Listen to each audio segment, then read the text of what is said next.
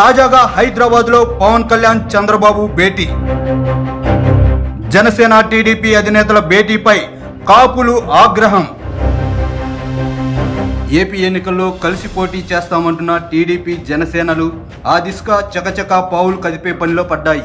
ఆ క్రమంలో తాజాగా హైదరాబాద్లోని జనసేన అధ్యక్షుడు పవన్ కళ్యాణ్ ఇంటికి మాజీ సీఎం చంద్రబాబు నాయుడు వెళ్లడంపై కాపులు తీవ్రంగా మండిపడుతున్నారు.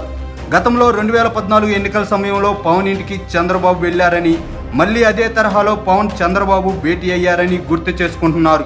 మళ్లీ మోసం చేయడానికే ఈ ఇద్దరు కలుస్తున్నారని కాపులు ఆగ్రహం వ్యక్తం చేస్తున్నారు.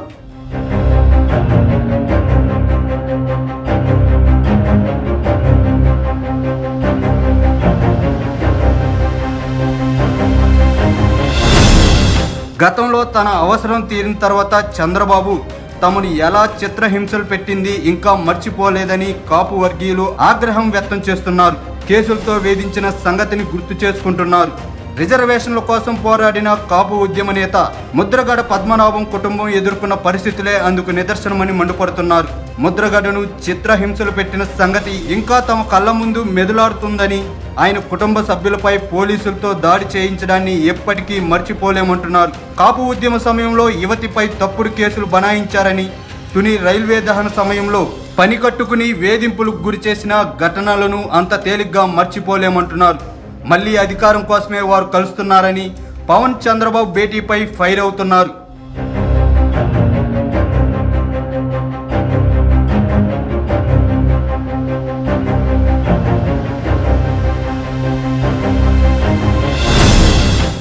మళ్లీ అధికారం కోసమే ఆ ఇద్దరు మోసం చేసే ప్రయత్నం చేస్తున్నారని, ఎన్నికల సమయంలో తాము గుర్తుకొస్తామా అని కాపులు ప్రశ్నిస్తున్నారు.